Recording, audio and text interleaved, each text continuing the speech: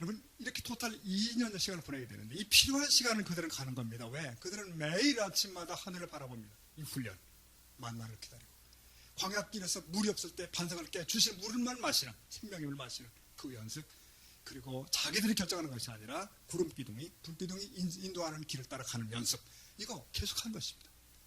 나의 갈 길 다 가도록 누가? 주가 인도하시니, 그거 배우는 거죠. 오직 순종으로 산다고 하는 것, 믿음으로 산다는 것이 무엇인지를 배우는 2년입니다. 소중하죠. 여러분, 나는 나대로 사는데 예수 하나 더 믿어주는 거야, 그거 아닙니다. 여러분, 전에는 고아처럼 내 노력, 내 주관으로 살던 내가 하나님의 말씀으로 살게 되는 거, 그의 나라와 의를 순종하며 산다는 것이 무엇인지를 배워야 돼요. 우리도. 저 사람들이 떡반죽 안 했고 농사 짓지 않았고 그래도 굶지 않았고 속옷 길쌈하지 않았지만 옷이 헤어지지 않았고 패션은 똑같지만 어쨌든 헤어지지 않았고 이런 삶을 살았단 말이에요. 그래서 주께서 이끄시면 어디든 갈 수 있다, 이거 가르치면서 2년을 보내는 겁니다. 준비는 끝난 것입니다. 바로에서는 끄집어내셨죠. 또 주를 의지하고 가면 된다는 거 배웠죠. 주님은 대안이시다, 다 배운 겁니다. 이제는 가나안으로 가면 됩니다. 가나안 땅의 기척입니다. 이제 큰 민족이 되어서 온 세계가 바라볼 거룩한 나라를 만들게 된 바로 그 순간이에요. 하나님은 역사 가운데 보여주고 온 민족이 복을 받게 할 일이 눈앞에 있는 겁니다. 그래서 가데스까지 온 거예요. 접경. 여러분, 가데스 바네아를 기억하셔야 됩니다. 이곳을 잊으면 안 됩니다. 아시죠? 12명 정탐꾼, 정탐 40일 다녀왔습니다. 문제 없습니다. 그 땅의 정보를 다 가지고 왔는데 다 일치하는 거예요. 과연 젖과 꿀이 흐르고 아름답게 가꿔지고 좋은 땅이고, 이 사실적 정보가 일치합니다. 땅, 지형, 성과 기름지며, 그래서 어떤 이 관광 코스로 아주 충분한. 그러면 그 땅을 우리가 취하여 살 것인가? 그 땅으로 올라갈 것인가? 여기서 갈라지는 것입니다. 10대 2예요. 10대 2. 땅에 대한 평가가 다른 것입니다. 여호수아, 갈렙, 이 두 분의 이름만 기억하십시오. 여호수아, 갈렙. 나머지 10명은 기억할 필요도 없습니다. 네. 성경에도 별로 중요시 안 여겨요. 하늘과 땅의 차이가 있습니다. 같은 가나안을 보고 왔습니다. 현실은 비슷합니다. 문제는 그 땅을 향한 하나님의 꿈과 약속을 보는가, 현실의 장벽을 보는가, 에서 갈라지는 것이죠. 10명은 객관적 사실 플러스 자신의 평가를 덧붙이죠. 그리고 겁에 질리고 하나님의 꿈은 허황된 것으로 끝났습니다. 여러분, 대개 그 경우 그렇습니다. 말씀은 늘 현실과 안 맞는 경우가 많이 있어요. 현실은 눈에 보이는 사람들의 조건입니다. 여기에 많은 경우 걸려 넘어지죠. 거기는 어마어마한 거인족이 있다는 거예요. 근데 우리 메뚜기라는 거죠. 이거 다 과장된 얘기입니다. 저들이. 여호와가 우리를 사랑한 것이 아니라 단체로 죽이려는 거 분명하다. 이거. 차라리 애굽에서 목숨이나 부지할 것을. 아브라함에게 주신 400년 전의 꿈은 개꿈인가 봐. 고생만 했지 돌아가자. 한편 여호수아 갈렙도 두려움은 있었을 겁니다. 거인이 있죠. 성벽 보이죠. 그런데 하나님의 약속으로 보는 거죠. 전능하신 하나님의 약속은 헛된 연불이 아니다, 그거죠. 살아계신 하나님의 전능하심, 주께서 말씀하시면 그는 자기 마음의 원대로 역사하시는 그분, 그 약속하셨으면 그것은 결론이야, 그렇게 본 거죠. 한번 따라하십시다. 주님의 말씀은 그대로 결론이다. 이게 여호수아 갈렙의 믿음이었던 것 같아요. 네. 그 약속을 받은 우리들은 불완전하지만 그분은 완벽하시기 때문에 이것이 포기될 수 없다, 취소될 수 없다는 것입니다. 베드로전서 말씀 보실까요? 그러므로 모든 육체는 풀과 같고 그 모든 영광은 풀의 꽃과 같으니 풀은 마르고 꽃은 떨어집니다. 25절 같이 보죠. 오직 주의 말씀은 세세토록 있도다 하였으니 너에게 전한 복음이 곧 이 말씀이니라. 맞아요. 인생은 지나가고 꽃은 지는 것입니다. 그러나 주의 말씀은 반드시 카이로스, 그의 때에 성취되는 것입니다. 여호수아 갈렙은 그래서 늘 하나님의 관심이 있던 사람들이에요. 출애굽 이후 계속 광야를 걸으면서도 그 마음을 갖는 것이죠. 앞으로도 하나님 함께 하실 거야. 그래서 그 가데스에서 이들이 한 말은 이겁니다. 형제들아, 하나님을 거역하지 말자. 그 땅이 좋더라. 그 땅은 약속대로 젖과 꿀이 있는 땅이에요. 거기 지금 안악성이 성이 있고 튼튼하지만 견고한 성은 주인이 바뀌면 더 좋은 거지. 그런 거 아닙니까, 여러분? 어차피 이길 거라면 저기 강할수록 폼나지. 어떤 이런 생각들이 지금 여호수아와 갈렙한테 있는 것 같습니다. 그것은 주시기로 한 땅이야.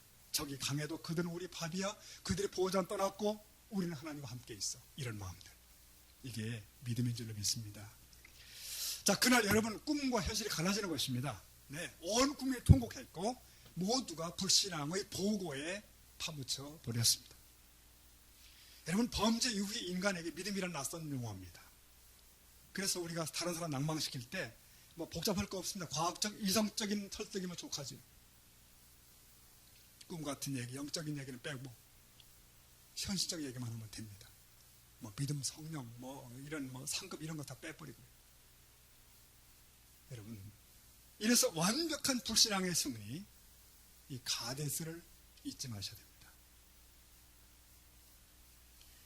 자, 그 벌로서 저들은 광야를 40년간 맴돌게 됩니다. 불신앙의 그 마음을 가지고 약속의 땅은 들어갈 수 없습니다. 불가능합니다. 그것은. 왜? 믿음으로 간 나라, 하나님 나라. 애들 노래 듣잖아요. 로마서 1장 17절. 오직 의인은 믿음으로 산다. 여러분, 구원받을 때만 믿음이 필요한 게 아니라 그 이후의 삶도 믿음이 필요한 것입니다. 홍해만 건너면 되는 것이 아니라 그 이후도 걸어야 되는 것입니다. 광야길을 믿음으로. 그 나라의 영광에 참여할 때도 믿음이 필요하고, 믿음이 없이는 기쁘시게 주를 못하는 것이고, 믿음으로 주의 상주심을 바라볼 때 상급이 있는 것이고, 이거 다 믿어야 되는 것입니다. 여러분 믿으시나요? 광야 방황 40년, 이것은 이스라엘 민족의 정화 기간입니다. 정화. 그 불신앙의 부모들이, 불신앙의 기성세대들이 다 광야에서 죽어가죠. 처절하게. 이것을 누가 봐요? 다음 세대들이 바라봅니다.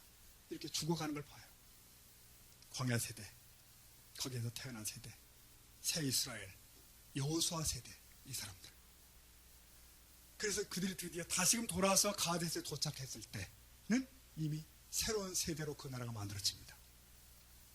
조상들이 버렸던 고백, 가나안 땅, 그 땅은 좋더라. 그거. 저들은 여호수아 갈렙과 함께 그 땅은 좋다고 외치며 같이 고백해 되는 것입니다. 그리고 그들이 가나안을 향해서 전진하는 거예요. 드디어. 아시죠, 여러분? 그들이 맨 먼저 가로막혔던 요단강을 어떻게 건넜는지 맨몸으로 들어가는 것입니다. 홍해는 갈라놓고 들어갔지만 요단강은 그냥 들어가는 거예요. 밟고 들어가는 것입니다. 말씀을 기본으로 삼고 순종했더니 그 강이 갈라졌다는 것이 교훈입니다. 여러분, 기독교는 체험의 종교입니다. 믿으시죠? 그러나 체험해야 믿겠다, 그건 아닙니다. 하나님을 믿으니 체험게 되더라. 아멘. 그거예요. 네, 그겁니다. 첫 번째 만난 대적이 여리고성이죠. 말씀 따라 7일 돌았죠. 무너집니다. 무너짐을 보지 못하면 못 돌겠다, 그거 아니었다는 거예요. 그래서 믿음은 바라는 것들의 실상입니다. 아직 일어나지 않은 것들이 하나님의 증거예요. 이렇게 이스라엘은 드디어 어디? 가나안에 정착합니다. 조상 아브라함에게, 이삭에게, 야곱에게 그렇게 약속했던 그 땅, 요셉을 통해, 모세를 통해 성취했던 그 땅, 거기서 이제는 선민답게 살아내야 됩니다. 그래서 저들에게 주시는 명령들을 주목해 볼 필요가 있습니다. 네. 그래서 드디어 감사절까지 오는 겁니다. 오늘 하나님께서는 그 땅에 들어간 그들을 향해서 여러 가지 규례들을 주시는데, 그 중에 중요한 것이 뭔지 아십니까? 너희들 절기 지켜야 돼. 여기서 그겁니다. 절기를 지켜라. 너희는 명절을 지켜야 된다는 거예요. 보십시다. 본문 다시 출애굽기 23장 14절. 너희는 매년 3번 내게 절기를 지켜라. 연 3번. 네. 너는 그 다음에 무교병의 절기를 지키라. 이건 6월절을 의미하는 사건입니다.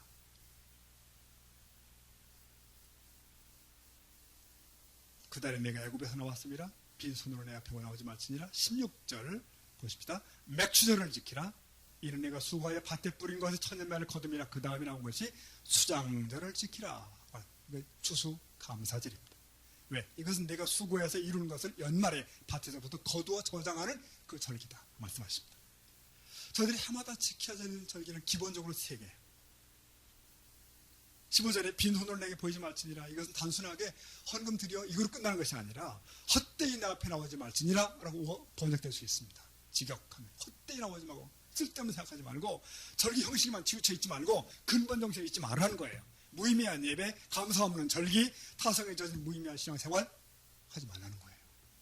15절은 16절 그리고 수장절이 지목이 됩니다. 모든 추수가 끝난 뒤에 가을의 기쁨. 그래서 저들이 이제 들판에 초막을 짓죠. 대대로. 저들은 기억해야 되는 것입니다. 누가 이 땅을 저들에게 주었는지, 누가 저들을 애굽에서 건져내셨는지를 기억해야 돼요. 과거를 기억해야 돼요. 근데 이 절기는 단지 과거를 기억하면 끝나는 것이 아닙니다. 이들은 절기를 지키면서 지금을 되살리는 거예요. 지금 하나님은 이 가나안 땅에서 우리와 함께 하신다. 비를 주시고 태양을 주시고 우리를 열방 가운데 보호하시는 거예요. 지금의 고백. 그래요. 그들은 이 절기를 지키면서 여호와 하나님의 지금 우리의 왕이심을 고백하는 것입니다. 믿으십니까 여러분? 우리의 존재의 이유, 지금 우리의 존재의 목적, 그거죠. 우리도 마찬가지입니다. 이 절기를 지키며 과거의 구속에 늘 감사하고 지금 나와 함께 하나님을 높이는 거예요. 근데 이스라엘은 이걸 사실 잘 못 지켰습니다. 뒷날 나중에 형식에 치우치고 신약시대에 와보니까 사도 바울은 그래서 이런 식으로 형식적이면 지키지 말라 말씀도 했고, 그 이유는 이런 구약의 절기들은 사실은 장래일의 모형일 수 있는데 바로 예수 그리스도를 통하여 완성되는 그 사건들이기도 합니다. 여러분, 이스라엘만 하나님을 망각한다고 생각하십니까? 우리도 참으로 잘 망각하는 족속입니다. 결코 잊어서 안 되는 것들을 너무 잘 잊지요. 그 중에 대표적인 것이 아마 은혜일 겁니다. 은혜. 하나님으로부터 입은 은혜, 사람들로부터 입은 은혜, 뭐 이런 거. 오늘 추수절에 우리가 잊은 은혜를 상기하고 감사를 회복하는 축복이 있기를 바랍니다. 그러므로 절기는 그때나 지금이나 축제여 잔치입니다. 오늘 우리가 추수감사절 축제를 이행하면서 우리는 뭘 본지 아십니까? 장차 천국에서 펼쳐질 감사절의 절정을 기대합니다. 바라봅니다. 위대한 잔치죠. 신랑에서 예수님과 함께 펼쳐질 영원한 축제를 우리들 생각합니다. 그 마음으로 오늘을 지키는 것입니다. 말씀 매듭하겠습니다. 네, 추수감사절의 핵심은요, 감사합니다. 가장 흔하지만 가장 잊어버리고 싶고 살아가는 언어, 감사. 우리 기독교 신자들은 교회에서 너무도 자주 감사라는 말을 듣습니다. 기도 때, 설교 때, 찬송 때. 하지만 우리는 저 비신자들보다 더 감사하는 삶을 살고 있을까요? 저와 여러분은 진정 감사의 마음으로 오늘 받고 있습니까? 감사한 마음으로 오늘 주일에도 예배 자리에 임하고 계신가요? 이런 말이 있더라고요. 석사, 박사보다 더 높은 학위가 있는데 밥사, 밥. 왜냐하면 까칠한 세상에서 내가 먼저 따뜻한 밥 한 그릇 하는 거, 이거 석사보다 박사보다 높은 마음이에요. 근데 밥사보다 더 높은 것이 있대요. 감사랍니다. 감사. 항상 감사하고 산 마음은 석사, 박사, 석학보다 더 높기 때문에. 사랑하는 성도 여러분, 우리 서로에게 감사하십시다. 자녀된 이들이요, 부모에게 감사하십시오. 하나님의 백성들은 저와 여러분 하나님께 감사하십시다. 그런 마음으로 살아가는 것이 신앙입니다. 비록 삶의 순간순간 이해 못할 어려움으로 하나님을 원망할 때가 있었습니다. 그러나 분명한 것은 하나님은 선하신 분이시고 하나님은 바로 우리의 아버지이십니다. 그 믿음, 그 감사함으로 우리의 남은 날들을 살아드리는 저와 여러분 될 수 있기를 축복합니다. 오늘 말씀 마치면서 굉장히 감동적인 마음에 닿는 기도문이 있어서 저와 여러분이 함께 교독을 할까 싶어집니다. 한 병원에 걸려있는 기도문입니다. 저 여러분이 한 달락씩 교독을 한번 했으면 좋겠습니다. 마음을 깊이 생각하시면서 마음에 하는 심정으로 이렇게 특별히 어느 부분이 여러분을 붙들는 것이 있을 거예요. 딱 붙들리는 것도 바로 그것이 여러분의 주신 마음일 수 있습니다.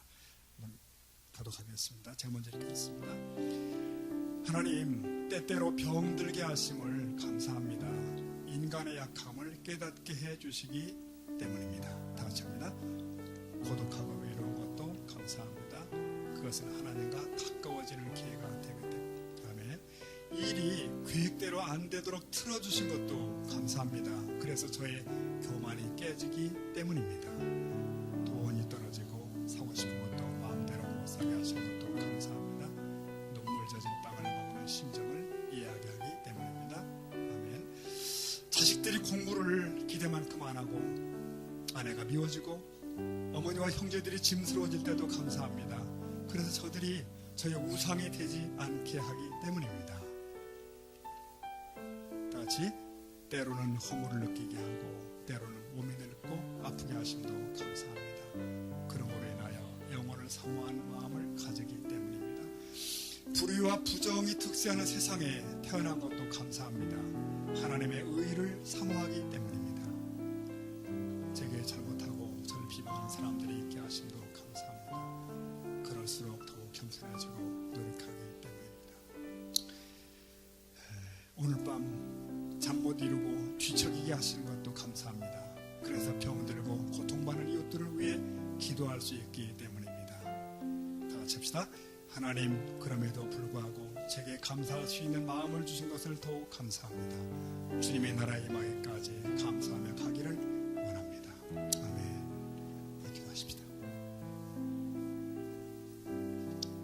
여러분의 손을, 두 손을 가슴에 모으고 지난 해가 아니라 지난 평생을 통해서 주께서 행하신 일들을 돌이켜보며 감사의 순간들, 아픔의 순간들, 외로움의 순간들, 고통의 시간들, 모든 시간 속에서 일하신 하나님, 하나님의 그 거룩하신 카이로스의 때를 기다리시며 기다리고 오신 하나님, 궁극적으로 가나안의 위대한 아름다운 영광과 승리를 줄 하나님을 생각하며 우리 결론은 그것입니다. 주님 감사합니다.